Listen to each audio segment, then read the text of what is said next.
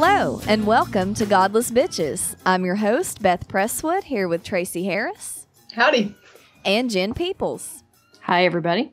GB is sponsored by the Atheist Community of Austin, a nonprofit educational group dedicated to the separation of church and state and the promotion of positive atheist culture. So, how is everybody today? Oh, pretty good. Yeah, doing all right. All right. Well, there has been a lot of news this week, so why don't we just jump into it? We were right before we started talking about, I think, was it a Saudi cleric who raped his 5-year-old daughter? Yeah, he's apparently some kind of Saudi TV personality. So he's kind of this popular guy in Saudi Arabia, and he, according to the article, he doubted his 5-year-old daughter's virginity. So he used a cane and some cables to inflict injuries on her. And as a result, he basically crushed her skull, broke her back, broke ribs, broke her left arm, and she also had extensive bruising and burns. And the social workers who investigated the case said she had been repeatedly raped and burned. Well, now, just to be clear, he killed her, didn't he? Yes, he did. Yeah, it wasn't just he murdered her. Right. Too. I mean, wasn't just I don't mean to say just a rape, but when you say rape, people don't understand that she actually died. Yes, he tortured her to death because he doubted her virginity. And of course, after he had raped her, she wasn't virgin anymore. So he doubted her virginity. So he beat her and then he raped her, or raped her and then I can't. It was probably concurrent, is my guess. He was probably beating her and getting off on it. Oh yeah, my God! According to the report, it sounds like she had been molested repeatedly anyway. So someone was hurting this child, and if it was not the father who did it, this cleric, he at least did not do much to protect his child. So much for shrouding young girls and women in, bed sheets or whatever, with the goal of protecting them. Speaking of which, yeah, the baby burqa. I saw an article with somebody, I guess, suggested that perhaps they, needed to institute burqas for babies and toddlers and things because, clearly they're just drive men wild. Guy sees a 5-year-old and just can't keep his pants on. Yeah. I mean, I have to make a comment about this. These kinds of attitudes about men are so disturbing. It's insulting. I actually sympathize, with what that must be like to be a male on the other end of that. It's such a slap in the face to be basically profiled as you can't control yourself. Yeah, I mean, if you think about it, if you were a father in this culture, the idea that you couldn't even, change your daughter's diaper or, engage in any sort of routine childcare for fear that you would be overcome with your sexual desires and be unable to control yourself. I mean, this is such an incredibly insulting and disturbing view of men. It's like they're normalizing some really sick crap. Yeah. Yeah, and I think about this as like, what goes through someone's mind when they set this stuff up, these kinds of rules? I mean, you have to be really twisted to be thinking like this. I saw an article recently, and it was an interesting spin on that idea. Of course, it was tongue in cheek. It was kind of like along the lines of a modest proposal, where somebody was suggesting that perhaps we needed to put blinders on men. Oh yeah, instead of focus on women, put blinders on men. And it was, I think it was really beautiful because what it was, saying was it was mocking the stupidity of the entire arrangement that, that people need to be protected from what they can see is just so stupid. But it's just as stupid. The point of the article, of course, is it's just as stupid to suggest that men should walk around blinded as it would be to suggest that women should walk around completely covered so that no one has to see them. What I found extremely sad about this article was there were actually a few men who were posting who were offended by the article, as if, I don't know if they thought it was serious, if they were that stupid that they thought the article was being, serious as opposed to ironic. But honestly, if you're a male and you read this article and you were offended, let me just point out to you that it was in defense of men. The article was not seriously suggesting that men should walk around unable to see all the time because, they can't control them. It was saying that this is the stupidity of, on the other side where you say cover someone up. And the idea being this is so ridiculous that, of course, you shouldn't do this. That's what the point of the article was. And, I don't know. To me, if you didn't see that the article was supportive of the idea that this is an idiotic way to approach this problem, then you're an idiot, and I hope that does offend you, because you should be offended if you're that stupid. Well, yeah, exactly. I mean, if you got offended by that article, which I read that and I thought it was spot on. Yeah, I was like, bravo, this is brilliant. Yeah, it absolutely nailed the issue. And, if you're offended by that, you deserve to be offended. Yeah, because if you're a man who can control himself and you're not an idiot and you understand the point of the article, then you would understand that the article is supportive of men, that it's saying that, this isn't necessary. Yeah. Yeah. Well, anyway, the cleric who tortured his daughter to death, he's out of jail now. He was fined £31,000. So this was an article from The Independent, a UK paper. So anyway, they listed he agreed to pay £31,000 to the child's mother, which is half of what he would have had to pay if it had been a male child that he killed. Yeah. And according to Saudi Arabia's legal system, a father cannot be executed for murdering his child. So he was not at risk of being executed. Also, husbands can't be executed for murdering their wives. Yeah, well, that doesn't surprise me. So basically, he had to pay a fine. Point out there's such an extreme cultural divide there. When we have somebody like, I'm trying to remember her name, the woman that drowned all her kids. Andrea Yates. Oh, yeah, Andrea. Yeah, okay. Yeah. Clearly the woman was mentally, had problems. I mean, she had a history of mental illness. She had been locked up. They hadn't kept her because of insurance issues. Her husband knew she had these issues. I can understand somebody saying that despite all of these mental health issues, we didn't know she was a threat or a danger to the children. I mean, that's certainly reasonable that somebody could have depression or have issues and not be an apparent threat to somebody else. But I mean, just the fact that she was not somebody just sort of doing a vicious thing and saying, oh, I'm going to plead insanity. I mean, she was really, really a woman who needed some help. And you have a person like this who's, obviously very sick, and you can almost get no sympathy or support for her because she killed her children.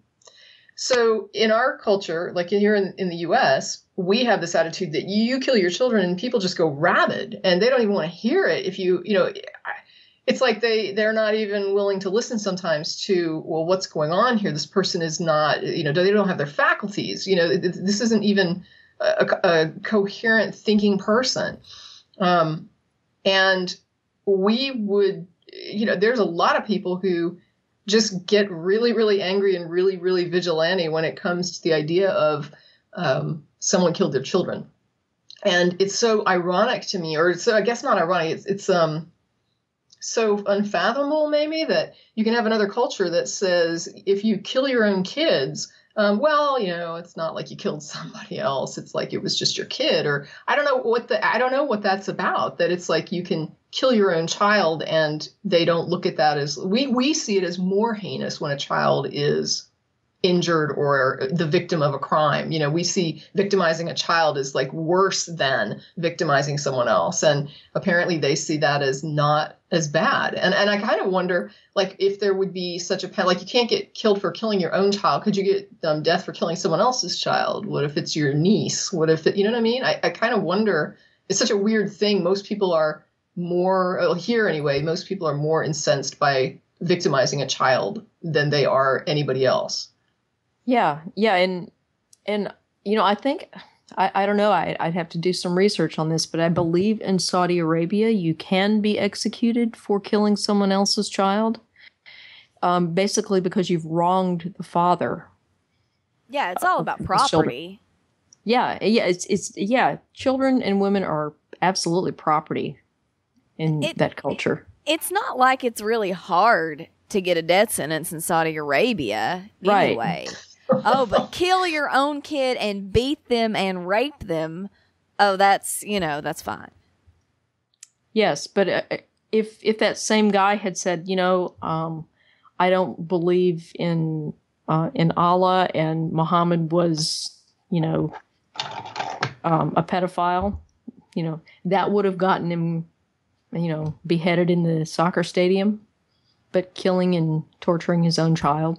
The other thing is, it's almost like they're unaware that this kind of aggression, this sexual aggression toward children, this isn't something isolated. It's not like this guy is going to do, it's like a one-time thing. You don't just act out on that with one kid one time in your life and that's the end of it. I mean, this is pattern behavior. Yeah. Do they not see what a social threat this man is? Like, I don't know. To me, it's kind of a no-brainer. It's like, you can't trust him around children. It doesn't matter that's his kid or not his kid. This is clearly some kind of weird inclination toward children. Right. And if he's raping a child as young as 5, I'm not sure that the sex of the child matters that much. I don't know. Maybe it does, but I think honestly, I think that I just read a thing recently, and I'm certainly no expert on it, but I just happened to read this article this week, and it was a guy that was talking about issues of sexual orientation, whatever, and he did indicate that some child molesters are actually geared toward one sex or another, and some are not. So I guess it's just sort of like almost like with adults, it's just that their thing is they're geared toward prepubescent or undeveloped bodies, which. That's unfortunate. I wouldn't trade places with them for, I think, anything. I'm very glad that I'm not attracted to young children. Yeah. Well, and I think in this particular case, this guy seems so fixated on virginity, and I've never understood that fixation on virginity in any culture, but it's just pathological there. Right. It's about your stuff. Yeah. Your stuff. You got stuff, and you're going to leave your stuff to your progeny. And so if she has any kind of sexual freedom, you don't know that child's yours. So she cannot have any kind of sexual freedom. She has got to be as restricted sexually as she can be, or else you're going to leave your stuff to somebody else's kid. So when you have this idea of property ownership, and you also have, I mean, it's it is like such a weird thing about, leaving this legacy to future generations of your own when you, I guess, become less social and more individual. And this is my stuff and leave my stuff to my progeny. And I mean, your child, Jen, I think is the progeny of your partner, but not necessarily, but your adopted parent, right? And it's like, to me, I'm kind of similar. It doesn't even matter. It's like, it's a child, and I'm leaving it to this child. And it really wouldn't, DNA just has never hit me as, I don't get it. I don't get what the thing is with the DNA connection, because we're all connected through DNA. And, I don't really think that mine is that spectacular, or even if it was, I don't trust that it would necessarily come out the right way, or how I might dream it would or should, and so it's just like, whatever. I mean, I don't trust anybody who couldn't love any child. Yeah. Yeah. Well, especially, a child that, if you're there when the child is born, and you basically step into that parental role from the beginning, that's your child. How can you not want to protect them as soon as you're around them? Yeah. Yeah, I agree. But anyway. Yeah. Well, that was very depressing. Let's laugh at stupid people, okay? Okay. So there's this guy named Kevin Swanson, and he has a podcast called Generations Radio, which actually said some really stupid things about feminism. So I actually started listening to his podcast because I'm always looking for crazy Christian podcasts. You're masochistic that way. I am. I heard some stupid, and so I started tuning into hours of it. Yes. That is Beth in a nutshell. And this one is good. It's awesome. He's a quiverful Christian patriarchy, homeschools all his 5 kids, women should not work outside the home. Women should not do anything. Daughters should stay in their parents' house, in their father's house, until they're married. But this takes the fucking cake. Okay. This is him. I'm beginning to get some evidence from certain doctors and certain scientists that have done research on women's wombs after they've gone through surgery, and they've compared the wombs of women who are on the birth control pill to those who are not on the birth control pill. And they have found that with women who are on the birth control pill, there are these little tiny fetuses, these little babies that are embedded into the womb. They're just like dead babies. They're on the inside of the womb. And these wombs of women who have been on the birth control pill effectively have become graveyards for lots and lots of little babies. I can't hold it in anymore. Wait. I'm like, oh God. Okay, wait. All right. Now, in the past, you have sometimes brought up some really stupid crap, and I have kind of harshed on it, and you've kind of given me the idea that, well, maybe there's this weird faraway truth that it comes from. Is there something like that here? No. What? Okay. There are some people who think that birth control or some birth control works by making the uterine lining inhospitable to embryos, which is probably not true.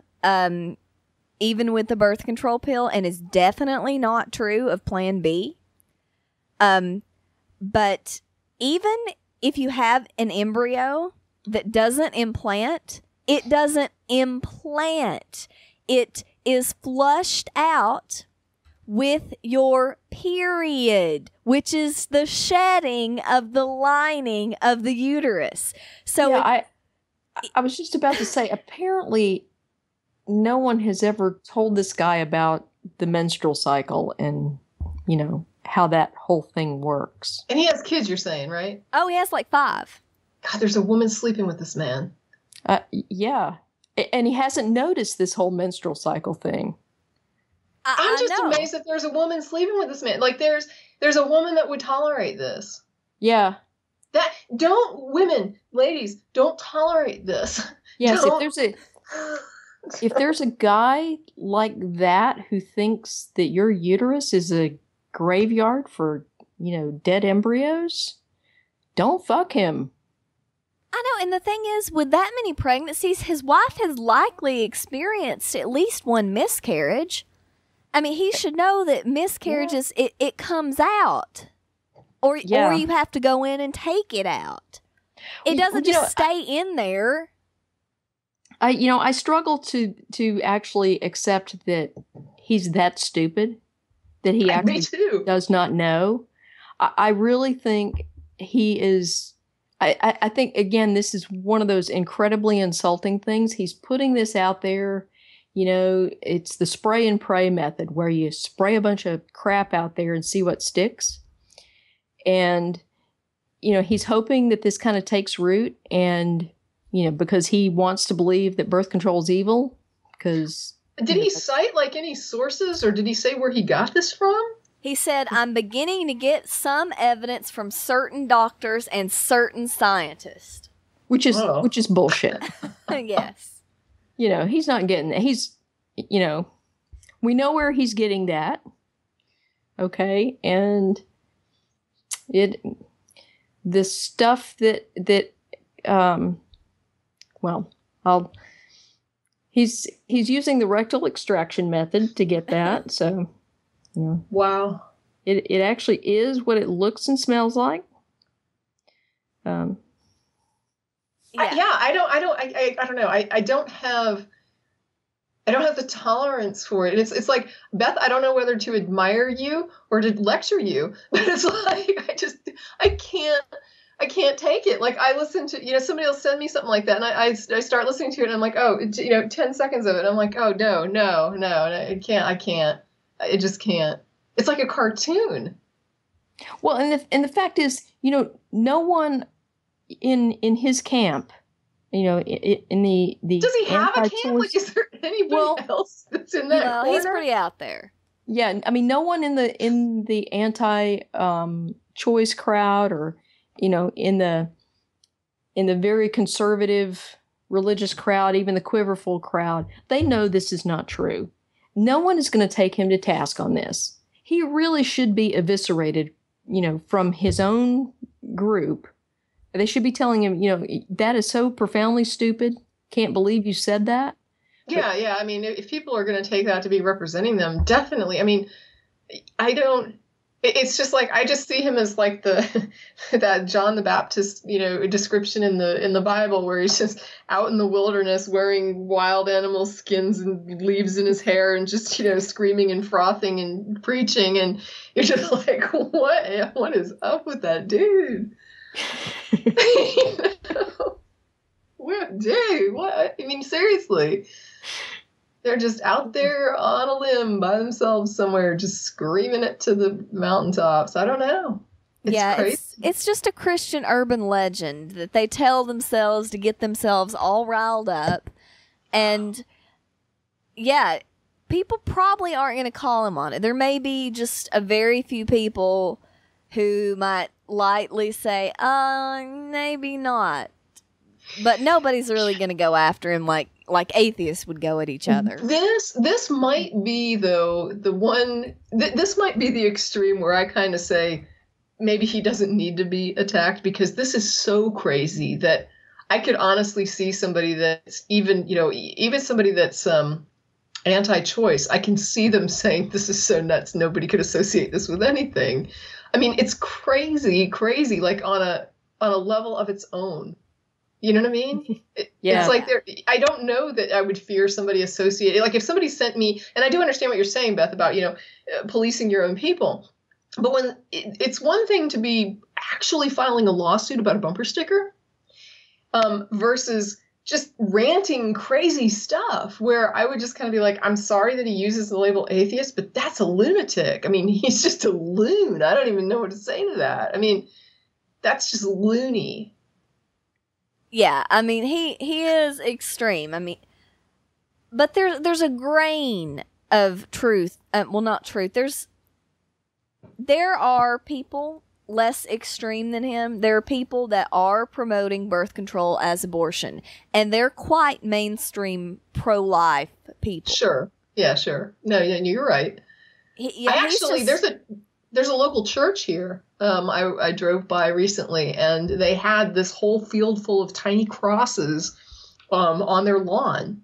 And when we were driving by, I thought, oh, what is that? And I look, and it's like, they're little abortion crosses. Like, I guess it's, it's like an art display or something, I suppose. I don't know what you call it, but like it's a little public display for anti-abortion. And it's just a bunch of white crosses they threw out on their lawn, talking about, I guess, how many abortions happen. I don't know if it's like per year or I don't know what the deal is. I'm almost inclined. If they still have it up, I should go get a photo of it and post it on my Facebook page, because I was like, oh, that's interesting. Yeah, there's some guy down. If you go down I-35 towards San Antonio, I think it's right before you get into New Braunfels or something. There's some guy that's got like a pasture full of crosses and a big sign about the toll of abortion and stuff like this. Wow, really? Yeah. Oh, I don't know if it's still up, but it used to be. I remember driving by it on the way to San Antonio. They had a nice printed sign. Like it was like one of those flexible vinyl signs, but they had like a nice sign printed up in their little graveyard out there. And I mean, just for the record, if I could wave a magic wand and protect anybody against an unwanted pregnancy so that abortion would never occur, I would do it. Yeah. I mean, I would have no problem, exercising that little bit of magic if I had it. But the fact is, don't have sex is not the magic. That's not going to do it. So there's got to be a different way to do it. And until people realize that protecting your particular model of human sexuality is less important than actually helping people avoid unwanted pregnancy, it's not going to get better. Yeah. And that reminds me, I mean, we need to, in Texas, we have to brace for the explosion of unwanted pregnancies because of the alleged defunding Planned Parenthood here and refusing federal funds because of that. And so that's healthcare for, a large number of very poor women here in Texas who don't really have anywhere else to go for reproductive health services. So, if the goal was to reduce the need for abortion, they're going about it the wrong way. But of course, that's actually not the goal. The goal is just to eliminate abortion. They don't really care if they address the need for abortion. Yeah, they absolutely don't care. It was actually reported that the clinics that were defunded they were using a Planned Parenthood affiliation, but they weren't actually performing or offering abortion services. Correct. And I remember so it's like the entire action was merely punitive. Right.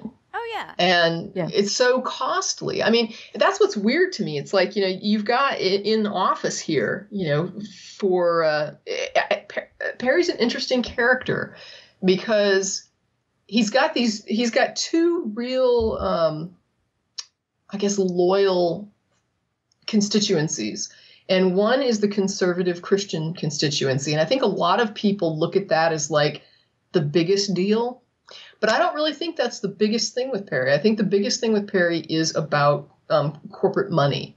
Yeah. Oh, I agree. Perry is corporation driven. And right underneath that comes the crazy Christian pandering. And I'm honestly not sure.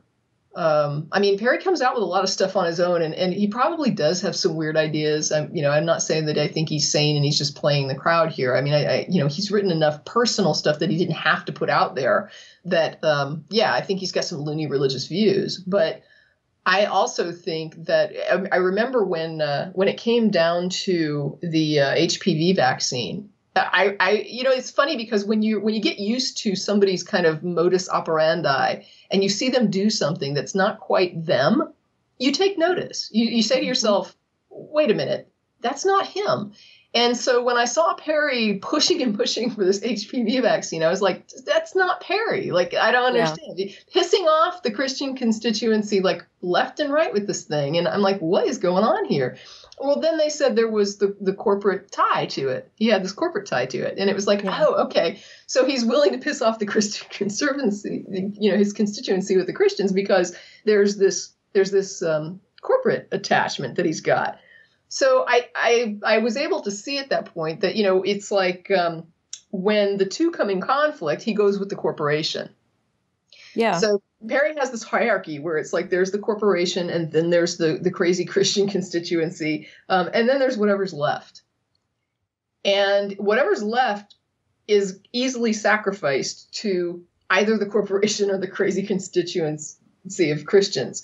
Oh, and that's what happened with these clinics. It's like he has come out strongly and personally anti-choice, and there's no doubt that the man expresses this as his personal view. Not just it goes way beyond pandering. I mean, I think he's sincerely anti-choice, but at the same time, it's weird because in this instance, he has actually cost the state like loads of money. Yeah. by making this decision. And so what happened is we defunded these clinics in a way that cost us, funding comes from the federal government. And just to kind of explain to some people might not be aware of how this works, but like, for example, there is funding that comes from the federal government if you keep your drinking age at 21 as opposed to 18. States can have an 18. They can set their drinking age lower than 21, but they keep it at 21 because they get federal highway funding for keeping it at 21. So there's like this bribe for keeping your the highway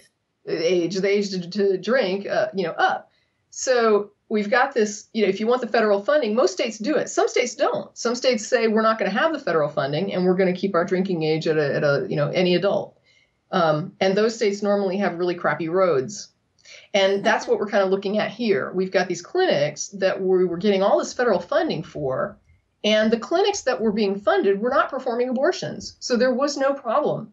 I mean, it wasn't like there was some kind of anti-choice conflict going on here with pro-choice, anti-choice. It was like there was no conflict. None of these clinics were performing abortions. They weren't even offering abortion services.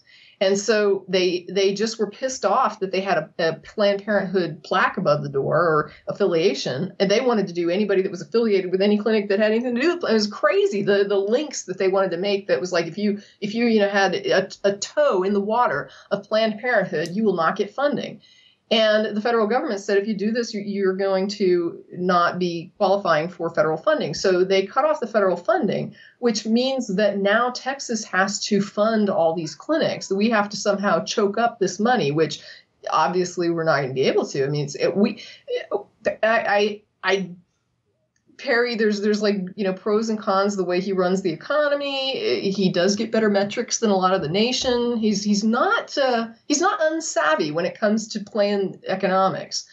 And so when I look at that, I'm like, wow, you really did just flush that money down the toilet just to appease like the crazy anti-choice, even though you didn't give them anything. It was such a weird like domino of nothing.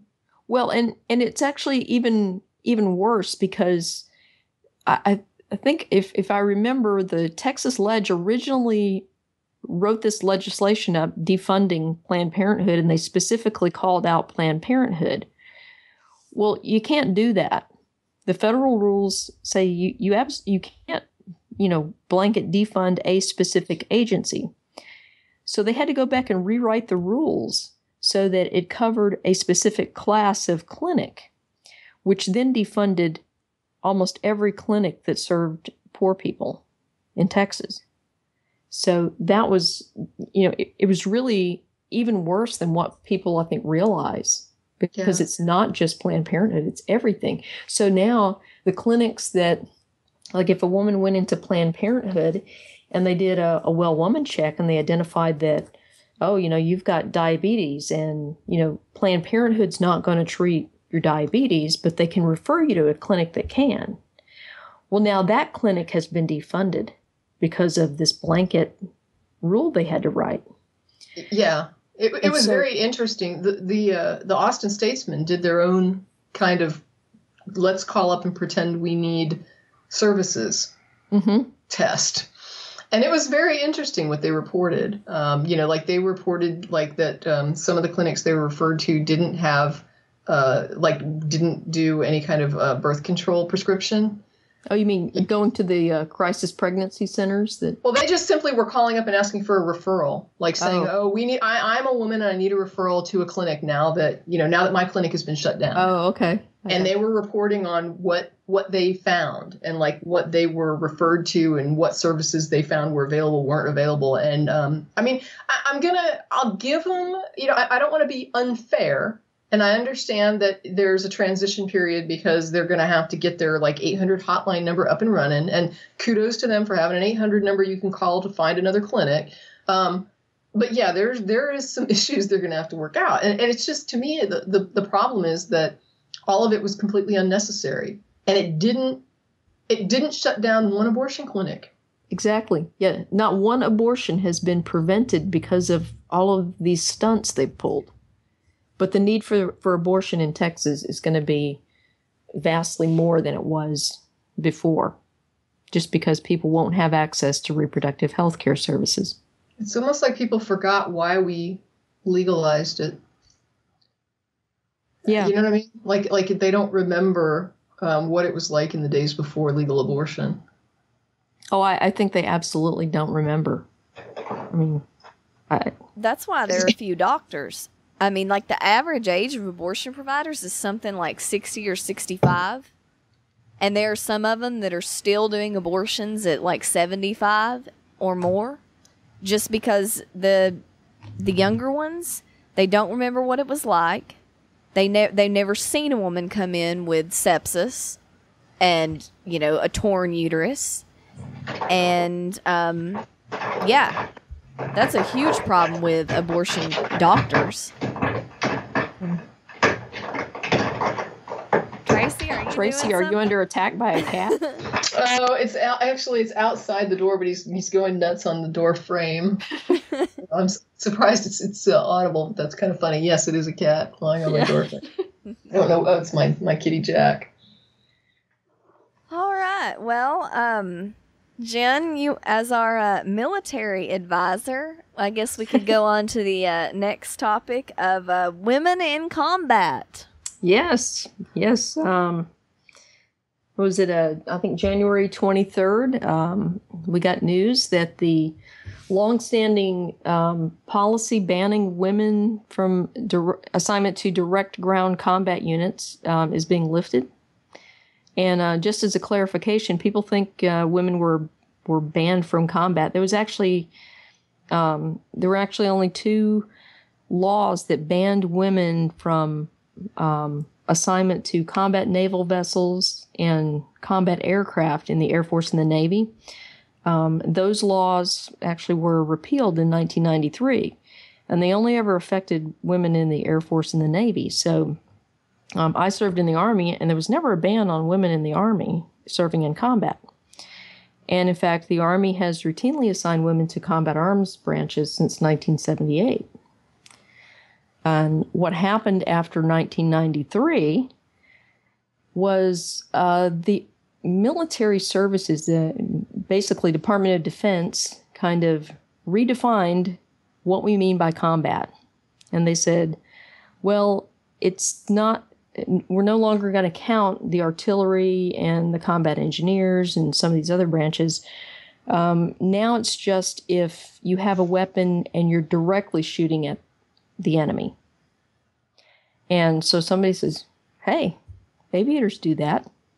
30 millimeter cannon on the Apache, directly shooting at the enemy. And then the Pentagon came back and said, oh, no. What we really mean to say is you have to be on the ground when you're directly shooting at the enemy. And so we're like, oh, okay. So now we have, you got to be on the ground. You got to be shooting at the enemy. And then, that's what we mean by combat now. So anyway, even though realistically all those other jobs were still combat. So they developed this coding process for certain jobs. And what it did was, the policy was if you were a woman, you could not be assigned to a unit below a certain level whose primary mission was to engage the enemy in ground combat. And so that created some assignment problems, particularly in the Army. So the Army has historically gotten around that just by attaching women to that unit. So the difference between assignment and attachment, okay, if you're assigned to the unit, then you're an official member of that unit, and you report to that chain of command. If you're attached to that unit, you live and work with that unit, and you do everything they do. They support you. And the only difference is you technically belong to this other chain of command over here. But you're not actually living and working with the other chain of command. So it's, there's really no difference. And so lifting the ban on women in combat, all it's doing right now is acknowledging what's actually happening on the ground. And it will, in fact, directly open up some other jobs for women who qualify, like infantry and armor. All right. So women, so, nothing's going to happen. The military is not going to implode because women are suddenly going to be in the trenches pooping and peeing in front of men and stuff. What if they have a period? Oh, my God. You can totally shut that down. What was it? Wait, what was that? You can, how did he say it? Because you just will it, or when I pretend you were raped? I mean, what was that? Oh, yeah, the legitimate rape. Yeah, you just shut it down. Women just shut it down. Magic vagina, you just slam that thing shut. And seriously, if women could control their periods, would any woman have one? I mean... Well, and by that I mean you actually can, just go in and get birth control pills and just continue to take the birth. Or IUDs. Yeah. Yeah, there's a lot of ways. And in fact, there's a lot of women who deploy, who go in before deployment, and they take care of that beforehand. That's cool. I didn't know that. That's interesting. Yeah. It's and the the whole birth control pill, that's been widely known for a long time. When I was in Desert Storm, everybody knew that's what you did. So here's a question: if you use one of these methods, do you still have PMS but no period, or do you just not even get PMS? Well, usually birth control pills reduce PMS symptoms. You shouldn't. See, yeah. I was thinking PMS might be a plus in a combat situation. Yeah, you can just rage on somebody. Yeah, so. There you go. Go all Rambo. Yeah. Yeah, actually, if I understand this correctly, your hormone profile never changes if you skip the green pills and just keep taking the rest of them. So. Correct. Yeah, the green pills are just sugar pills, right? Yeah. Yeah. Mine are white. Oh, well. And the other ones are green. You freak. Yeah. Apparently. I don't even take them. But it's I mean, that is so... That's really interesting. No, I mean, I kind of threw it out there just kind of joking, but I've actually learned something. Isn't that interesting? Yeah. But that's just... There's so many myths about men and women in combat, and one of the more pervasive myths is this idea that there's an Army regulation that requires women to have a shower every 3 days. Okay. There is no such regulation. Oh, no. There is no requirement for a commander to provide any soldier, male or female, with a shower in a combat situation. It's that right there is why I'm not in the military. Yeah. That was the deal breaker right there. Yeah. So, there's just simply not a requirement. And if you don't shower for an extended period of time, you won't smell very good, but you will not, by virtue of not having a shower, get any kind of gynecological infection. Okay. I'm just thinking in terms of you wouldn't even have to waterboard me. Just say you can't shower for 3 days, and I would be like, oh God, please no. What do you need to know? I'm breaking here. I couldn't do it. That would just kill me.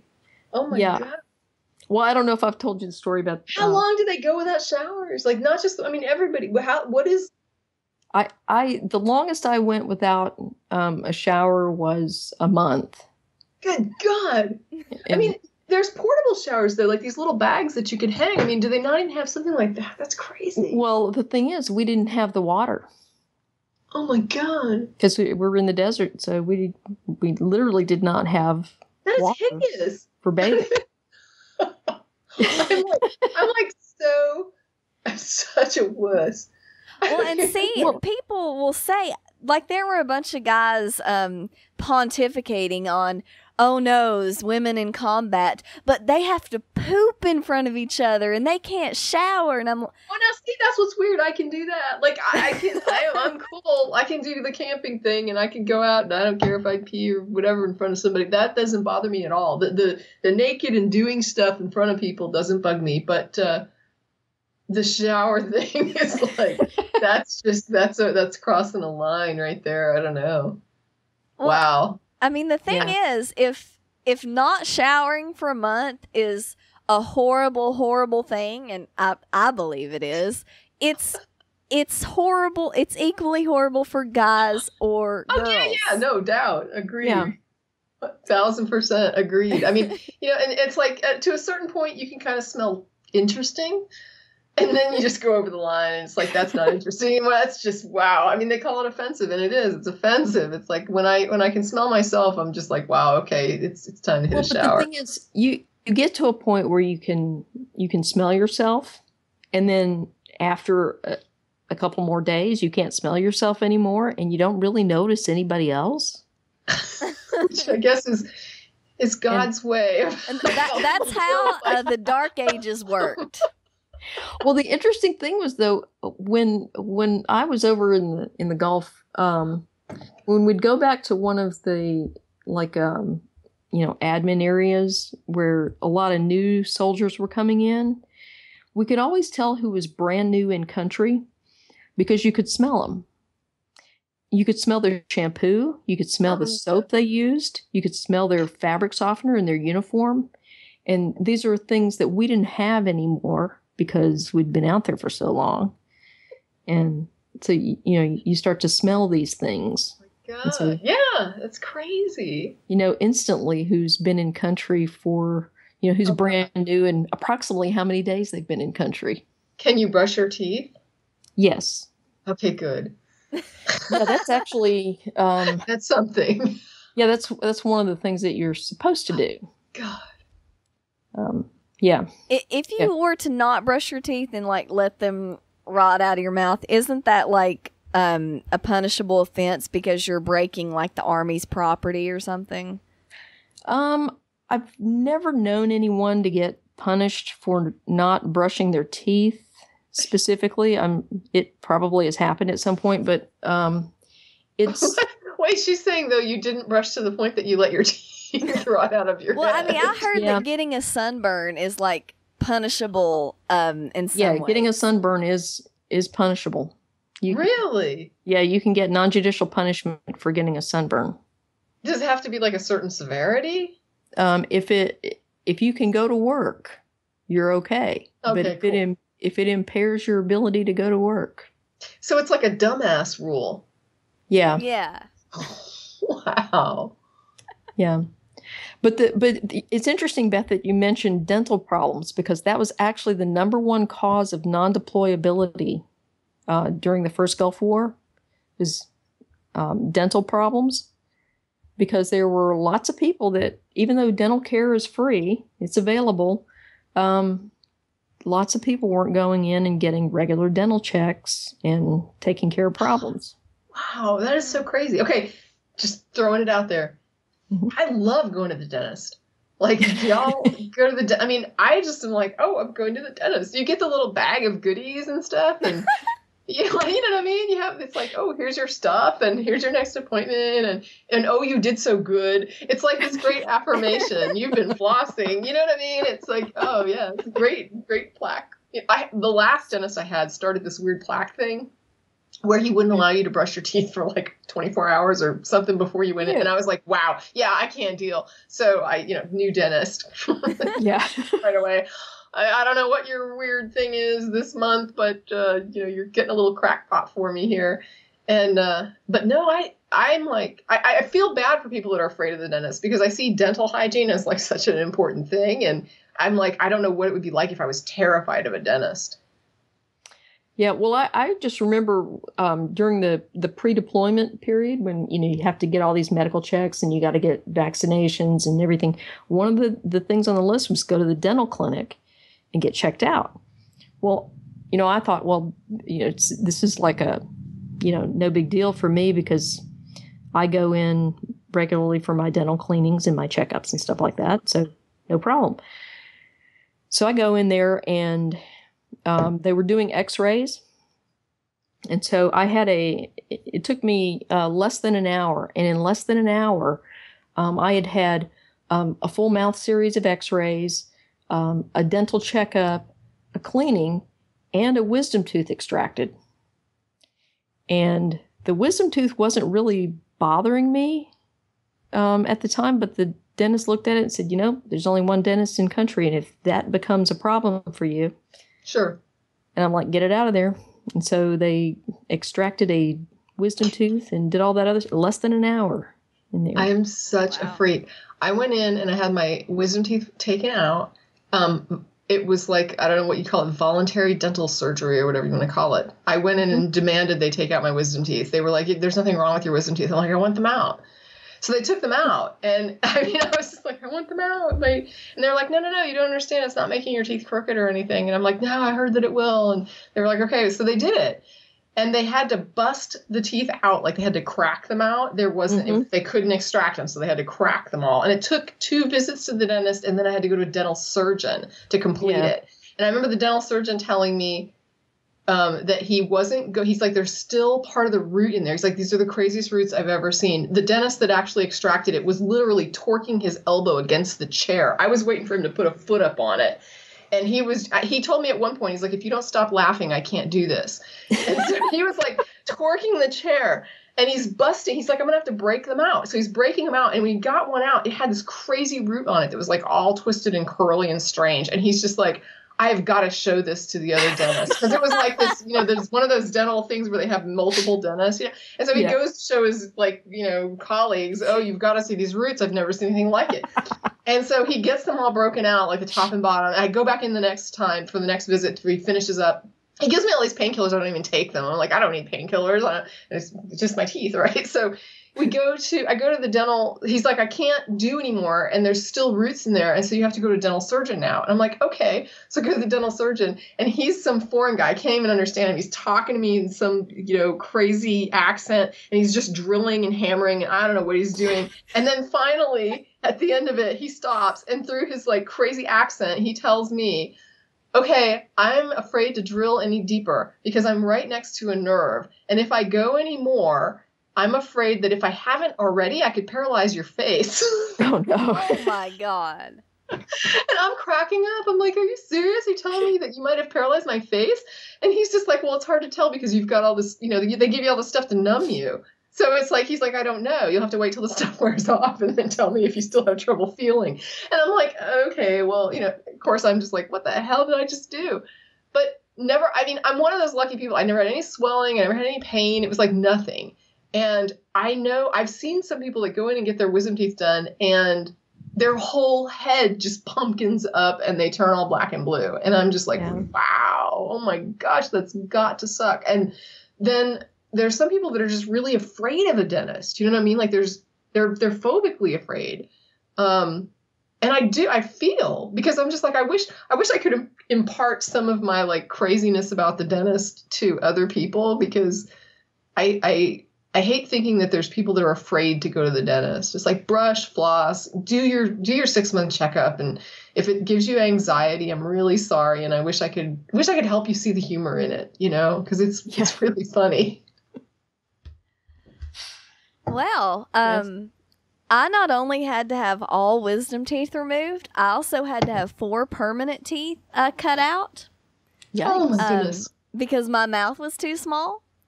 And every baby tooth I ever had would only get so loose and then it wouldn't come out. So I had to go get those cut out too.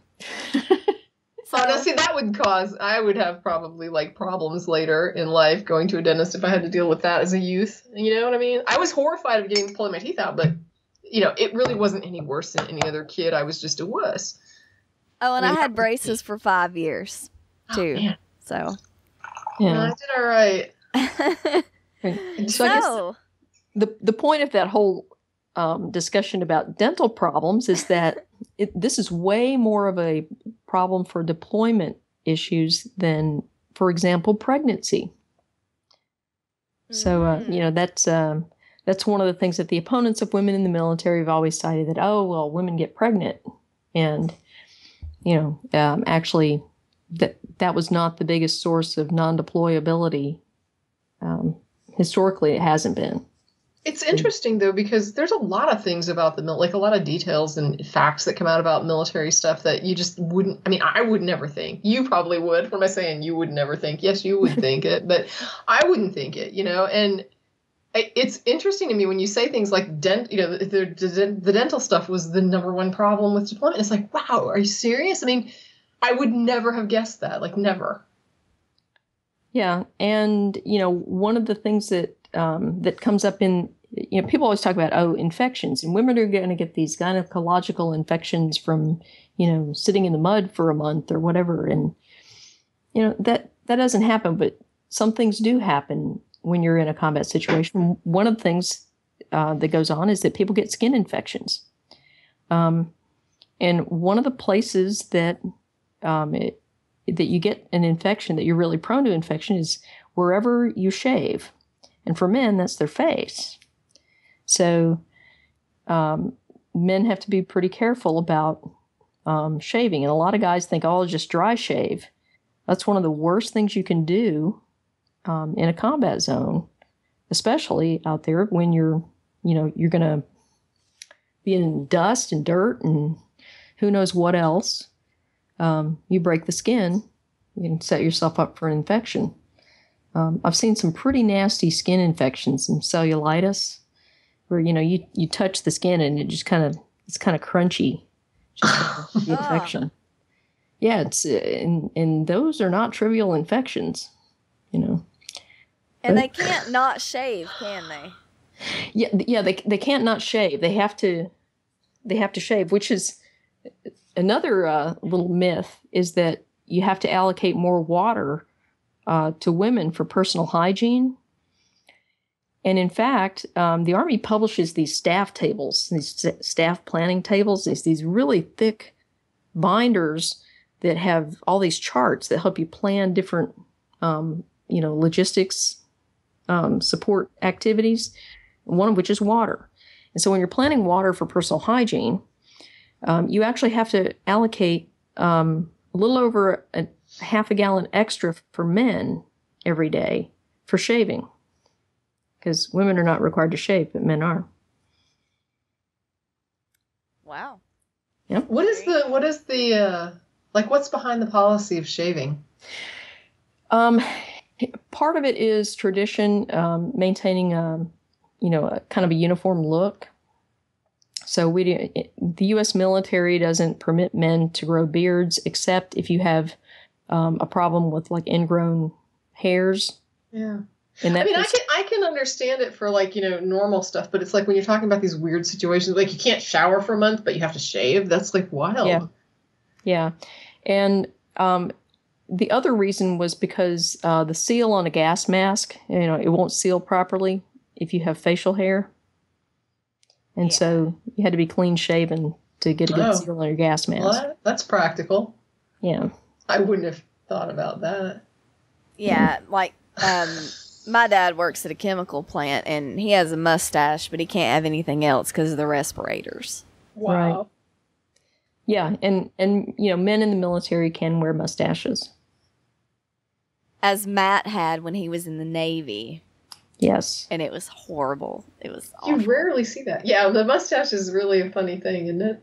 I can't stand them. I almost wonder, it's like if you're gonna do it, should you just go all crazy and just do the big old crazy mustache, or like handlebar? I mean, I guess it's a stylistic thing about facial hair, you know what I mean? I guess I can understand it. It does have that weird kind of 70s porno affiliation, but it's like, oh man. Yeah, it's interesting. No. There was a guy in my old atheist group that grew out a handlebar mustache, and it was just awful. I can kind of see though, like if I could grow hair on my face doing something funny just to, you know what I mean? Just to see. It's like when I quit shaving for a while just to see. I was like, how much hair would I grow if I just quit shaving? I was just curious. And so I quit shaving to see how much hair I would grow. And it, it hit a certain point and then it just kind of stopped. It was like, that's how much hair I grow. And then I knew, and it was like, okay, well, the fun is over. But but with a mustache, you can kind of just keep growing it. You could do crazy things. You could braid it and do all, you know what I mean? It's like you could get pretty wild if you wanted to. Well, yeah, I mean, if I was a dude, I'd have ZZ Top beard. I guarantee. Well, you've got the hair. Like, you do the kind of the same thing with your hair. You just grow it out. You know what I mean? You just keep growing it. And I can kind of see how somebody could, could make a statement of it. Yeah. It's not my thing, but I think I can understand it. Kind of like tattoos or something, you know what I mean? Yeah. Yeah. Well, what else have we got? Well, I got a report here that just came out today. It's talking about Ireland sent girls and women to Catholic workhouses. Basically, the report said that the Irish government was directly involved in sending girls and women to work for nothing in laundries run by Catholic orders. And it says that the kids that were sent there were orphans or abused, neglected, or unruly children. There were more than 10,000 of them sent to Magdalene laundries from 1922 to 1996. So it hasn't been that long ago. 96? Yeah. So their average age was 23, but the youngest child was just 9, and the oldest woman there was 89. It's such a Dickensian kind of thing, isn't it? Oh, absolutely. And these women were forced to work there. It was very hard work, and they were not paid. So basically, they were slaves. And where did they come from? They were mostly orphans, or they were abused and neglected children. Some of them, for example, had been sexually abused by a family member, and when they were removed from the family, they were sent to this laundry to work. Where they were probably But you said the sexually average abused. age was 23. Yeah, they were talking about there were apparently 10,000 children included in that, but most of them were young women.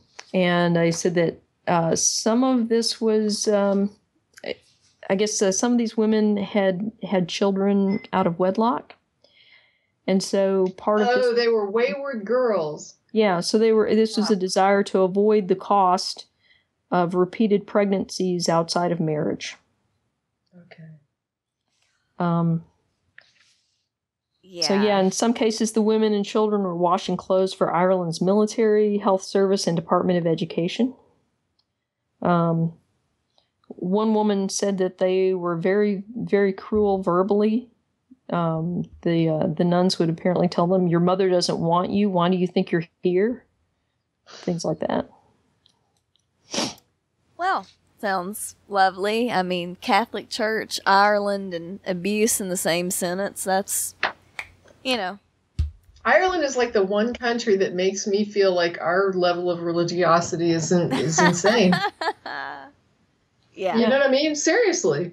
Well, yeah, and I mean, the Catholic Church keeps turning up and all of this stuff too, and every time something like this comes up, I keep thinking to myself, okay, we've got, an organized criminal conspiracy to protect pedophiles going on, and we've got, a baby theft ring that was going on in Spain, and now we've got basically slavery, and aren't they the same country that just killed that woman that was pregnant? Yeah. I mean, and how can people keep arguing that the Catholic Church is good, that this is some kind of force for good? What good thing can they do that would make up for all this stuff that they? Now, this is like is this? I don't know what the situation is there. Is that like a state church? Are they just like literally a state church there, or like in the UK where they got the state Church of England and? I'm not sure what the legal situation is. Yeah, I'm not sure. I think maybe in Northern Ireland. Yeah, I think. But maybe. Come on, Ireland, you're pawned. All right, you're pawned by the Catholic Church. Do something about this. Yeah. Yeah. But part of this. You look at the things like this, and it's like, okay, this could only happen if you've got an organization that gets a free pass from any kind of scrutiny. In a way that no other organization gets. if you had a private organization that was operating a laundry and they didn't pay their workers and they treated them like slaves, people would be outraged. But because it's the Catholic Church, people look the other way. Yeah. And you still have people defending the Catholic Church. Maybe I'm being harsh. I mean, maybe I am not there. I mean, it could be that they do get a lot of criticism. They do get some backlash, and it's just that they, the powers that be are just too hard to overthrow. I don't know. But I mean, like here, we've got all brands of crazy religious. I mean, we got no lack of it in the U.S. You know what I mean? You don't have to go far to find a church marquee saying something loony. I got the Alpha Course down the road from me and 100 baby crosses down on Burnett, and it's like but here, when they assert that crap, there's a pushback. You know what I mean? There's like a pushback of people saying, "No, oh no, you don't." Yeah, I mean, unless the church takes great pains to cover it up, which they do, they have learned to do, and that's part of the thing. I mean, I understand. Yes, they are subversive, but they're subversive because they have to be. Yeah. And that's the thing. It's like the Catholic Church over there needs to be subversive because they have to be. Mm-hmm. They need to quit owning it. Well, we are hearing a lot more from like Irish atheists about these abuses and things. It is getting exposed. So yeah, and the fact the fact that this stuff is coming to light now is as heartrending as it is to read the stories, it's good that this stuff is coming out. Absolutely. Yeah, don't get mad at me. Don't be haters, but freaking get fired up. Get fired up and aim it right at where it belongs. You know what I mean? Aim it right at that church. Yeah, because, I mean, if somebody's, very pious and religious and they only want to do good and they end up enslaving people, well, you don't get extra points for good intentions when you're actually treating people like slaves. Just like, our caller on Sunday. Oh, wow, that was crazy. That was some crazy. I mean, the last time I'm on, I get the guy saying that a child who is raped is evil. And the next time I'm on, I get a guy saying that it's okay to kill infants for God. Mm-hmm. It's like, when we were in Denver, somebody asked the question, what can we do to sort of, how do we help? How do we, and I said, the best thing you can do is to let people know what is taught in churches from coast to coast. Be sure that people know what is taught in these churches. And nothing is better, in my opinion, than the Christians saying it themselves. If you can find what you're looking for in an apologetic website, use that apologetic website. You know what I mean? Don't even give it a second thought. It's when I'm looking for information and somebody comes to me and they're, like, for example, when people are asking me about that Ugarit in the Bible, the Old Testament gods. And I always send them to a theology site. It's like, here's the university with the College of Theology, and this is their College of Theology. This is not like an atheist, skeptic, biased website. This is the College of Theology at this university, and there's their paper on this topic. It really helps when you can do that. But boy, yeah, I just hear it, letting them say it themselves, letting them say, yes, my religion teaches me that a raped child is evil. My religion teaches me that it's okay to kill babies for God. I really, really want Christians to step up and make sure that they're very clear to everybody in the nation that this is what's being taught in their church. I want people to know that, because people don't know that. They think that is not what's being taught. And when you ask, most Christians recoil at it, and they'll be like, "Oh no, that's not what they're taught. That's not what they teach at my church." And then you start a conversation with them one-on-one, and you say, "What does it mean that I need to be saved?" Mm-hmm. And you go right down that alley, and pretty soon you're in that dark corner where they're telling you, if God said I should kill my child, I would. It is weird. Yep. They deny that's what they're teaching. But when you start asking them about their beliefs and what justifies their beliefs and what do they think and what about this, and you get them off their script and you start really asking them questions, that's when the crazy comes out. And that's when you get to hear what's really taught, the dehumanizing crap that they preach in these churches, that is supposed to be love. Yeah, which is another reason why, we mentioned Andrea Yates earlier. There were so many people that were ready to, execute Andrea Yates for killing her children. And I was watching that case as it unfolded, when she was tried and everything. And I'm like, you don't understand. Her defense that she thought she was saving them. I totally understand where that comes from. If you are in some of these Christian churches, and they don't have to be crazy, these crazy denominations, this isn't some off the wall concept. You go into a Christian church and this is what's taught, that, you have to protect your children from the world because, you need to be, what is it?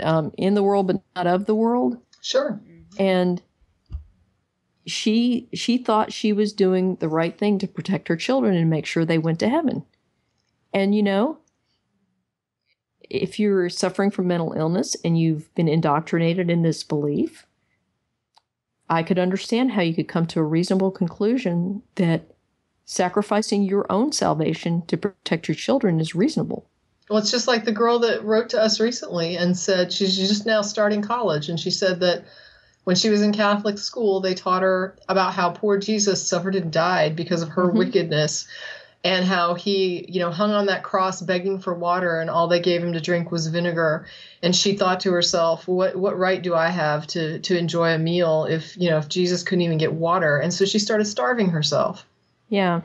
Now, I'm not going to say that that's the normal reaction of most kids who hear that story, but I am going to say it's a fucking reasonable reaction. Yeah. If you believe it. It's like they basically guilted her into thinking she didn't deserve to eat. Yep. Wow. I don't. There's a sign when I drive home every night. I see it. It's just annoying. It shows a guy's arm, and there's a tattoo in script writing on his arm, and it says, "No perfect people allowed," and it's like an ad for a church. And it's like, that's how they sell it to you. They sell it to you with, well, nobody's perfect. God accepts you even though you're not perfect. And it sounds reasonable. You think, oh, that's nice. God loves me even though I'm not perfect. That's nice. Who doesn't want to be loved even though they're not perfect? Because we're not perfect. And what they don't tell you is that there's not even acceptable people allowed. There's not even decent people allowed. There's not anything but vile, worthless worms of human beings allowed. Right. That's it. It's not like a slight imperfection. You are so imperfect that you deserve to die, or you deserve to be tortured to death. And thankfully, God sent an innocent man to be killed on your behalf so that you don't have to suffer that penalty. But he had to suffer and die and be beaten and bloodied and tortured and crucified because God didn't want you to have to suffer that. But that's what you deserve, because that's how imperfect you are. It's not a slight freaking flaw. They're saying you're completely freaking worthless. And don't examine those claims too much, because the other thing that's not allowed is a thinking person in that church. No doubt. Mm-hmm. Be sure to ask, why do I need to be saved? Yeah. What does salvation mean? And do not let them get by with you're slightly imperfect. Nobody needs to be executed for being slightly imperfect. Yeah. Well, and this kind of reminds me of it makes me think of some of the emails we get from theists who, they open the email saying, "Boy, you sure get some crazy Christians calling you. I'm a Christian, but I'm not like that. I don't believe," and they go down this laundry list of things they don't believe, that are literally true in the Bible. Mm-hmm. And there are times when I want to bang my head on the desk and say, why are you writing to us? Exactly. You need to be talking to all these other Christians out there. Convince all your fellow Christians that all this stuff that you don't believe in the Bible is not actually true. And then once you're all in agreement, then you can come and talk to us about stuff. Well, the other thing is, it's like they want to say that these other people are crazy for what they believe, but Right. I'm sane. Yeah. And then they start their brand of crazy. Yeah. And it's like, wow, okay, no, you're just as, and I know I'm throwing around the word crazy. Please don't, misunderstand. But it's like, the woo, whatever you want to call it. It's this unjustified belief. And they'll hammer this person on the, I talked about it on Sunday about the idea of, I know people who are Jehovah's Witnesses that reject the idea of ghosts. Mm-hmm. They don't believe in like the idea of after soul or whatever, and so they don't accept that there's ghosts. But oh my gosh, do they believe in demons? Oh yeah. It's like, okay, how is one any less crazy than the other? I know. I don't understand it. I had a person once ask me how I explained when things go flying around a room, and I said things don't do that. I don't know what to tell you. Things don't do that. I've lived almost a half century on the planet, and I have never once been sitting in a room and seen things go flying all around the room. Of course, I've never been in a tornado, but that would be normal, I think, during a tornado. Yeah. But the idea being, so if you did see things go flying all over the room, how exactly do you determine it's a demon and not a ghost? Yeah. I mean, how did you figure that one out, really? Oh, well, going on from there, I have no segue. I have one more story, I think, and then we're going to wrap it up. This is the actual headline on Live Action News. Big Apple dispensing abortifacients like candy. Good for the Big Apple. I know. So that's a blatant lie. I want to know who these people are that are throwing around candy. Yeah. That's all, they always say that. Like, I've been twice in my life, maybe I've seen people throwing candy around like it's candy. Go to more parades, I guess. You got to go to Mardi Gras. So. Oh yeah. So there's a program in New York City schools which sounds awesome, where they have nurses in schools who will give out Plan B, the morning after pill, and other forms of birth control, and will get girls referrals to get IUDs and all sorts of other things.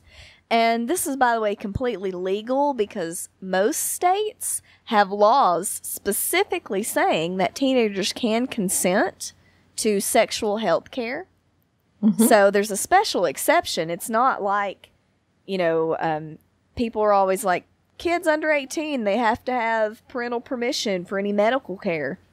No, there's special exceptions. And then usually abortion is a special exception to the exception just for political reasons. But yeah, and they have given out 12,000 doses of Plan B. Wow. Yay! Cool. Which my little unscientific back of the envelope calculations, probably at least 1,000 pregnancies averted. Wow. Yeah. So it averted in a demographic that we would really prefer that they not become parents just yet. Oh yeah, all 18 and under. So, and this is how you lower abortion rates. Exactly. This is how you improve outcomes for teenagers, across the board, because they're not going to have an unwanted pregnancy.